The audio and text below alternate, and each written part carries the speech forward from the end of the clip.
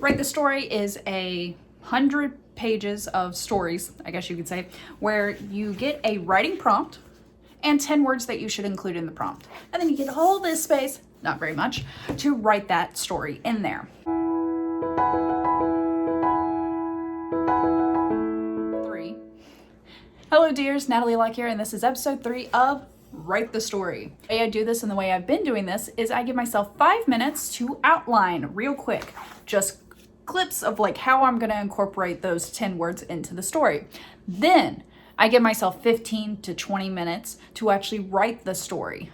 And then I tell you all about it. I tell you the differences between my outline, the 5-minute outline, and the first rough draft of the story.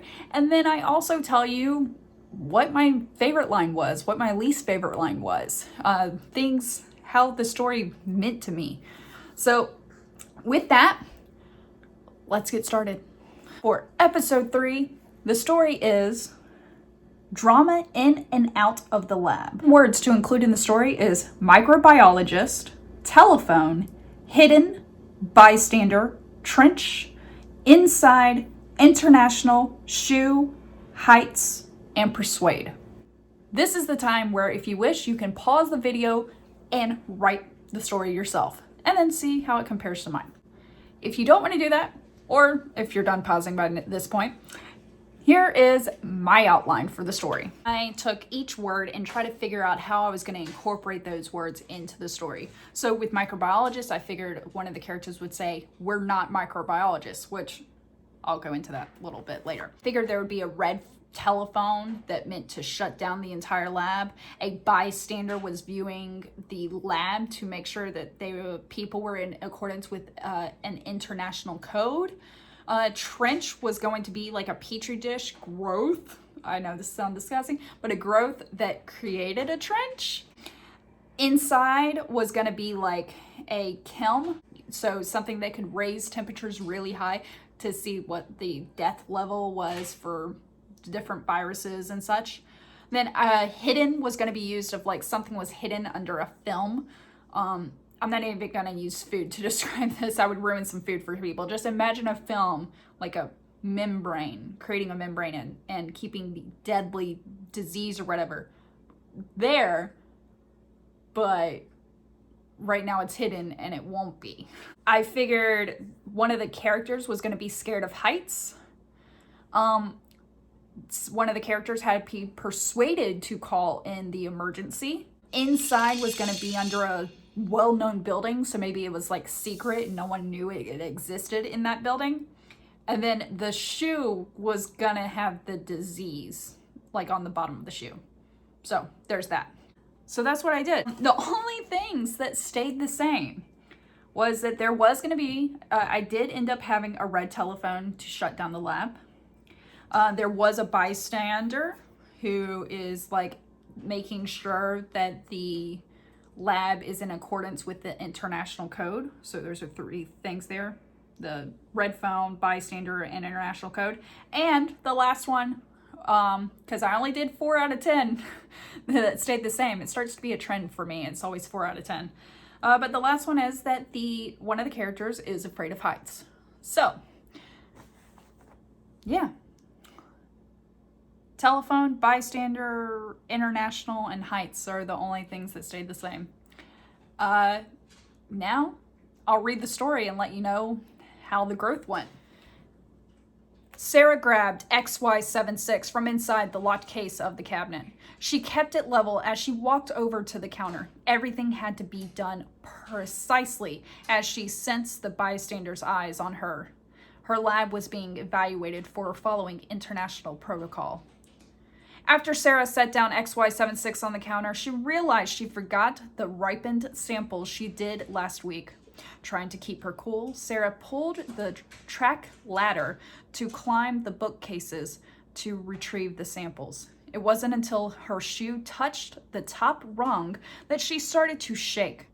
Her fear of heights has gotten worse as she's gotten older. The samples were hidden behind a large case. Sarah shakily pulled the samples to the front, through the trench of cases looming over the lab. Don't drop it. Sarah persuaded herself to breathe prior to lifting the samples from the shelf. As she climbed down, one hand encumbered, Sarah's foot slipped and she dropped the samples. Glass smashed and scattered across the floor. Sarah dropped to the floor and immediately ran to the red telephone. She connected the phone to her suit and shouted, "Level 4 microbiology floor. Outbreak 30 seconds and counting." So, that's the story. One thing to note is that instead of microbiologist, I said microbiology. I still feel it is within the spirit of the story for me to do that. We'll see how much I do that. And plus, I mean, I changed heights, didn't I, at one point? Nah, I was thinking about changing it to heighten, like heightening senses or something. I don't know. Either way, unlike last week's episode, I actually used all 10 words. Now, one of the words I did change a little bit, but I did use the words. There was no allusion to using the words or not. Also, this week is the first time I did not finish down the page. I'm proud of myself for that because I feel like you still got an idea of the story. Now, this story to me, I admit, I was not feeling it. I didn't really feel like I had a plot to go off of when I did the outline. And when I finally started the story, the characters started to develop for me. I started to feel what I was trying to convey here. And I think it's anxious, anxiety, and stuff like that. But it really works. So now I kind of want to talk about what I'm proud of in this story is that I was able to use all the words and I was able to shorten it than I normally do. And I thought about trying to do research for biology and stuff, but and I did it a little bit, but I realized I couldn't get the research to convey enough when I needed. I didn't even know what I was searching for because I don't know enough about science or remember enough about science from high school and college and such. So I knew I couldn't even get to the realm and how precise I wanted to be. And then plus, now that I think about it, if I used a lot of scientific jargon that I just learned, it would have probably taken away from the story. So with this,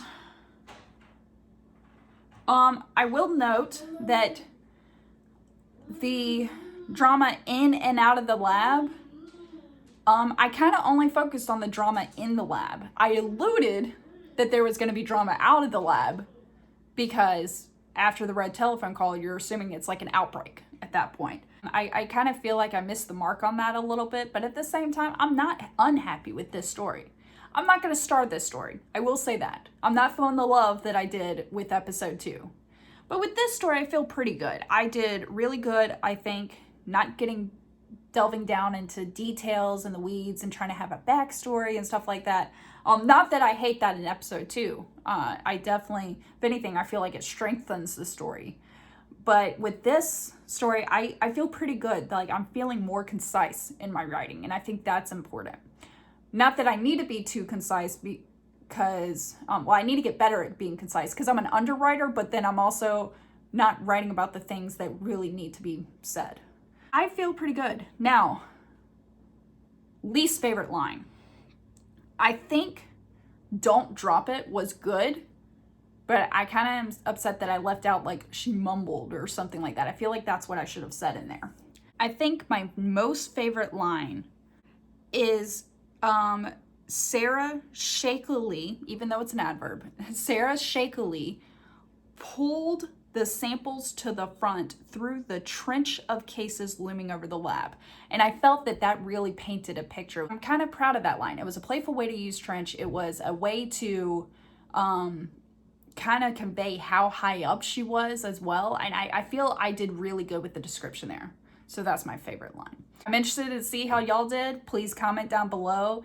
Let me know how your writing is. How is it? Is it improving your confidence? Is it making you question how you're doing? I know sometimes I'm like, but I feel like each episode, there's something that I'm doing good about. I'm getting better at. So I kind of want to continue that. So yeah, thanks for joining me on this journey. Until the episode 4, have a good day, have a good week, have a good month, have a good year.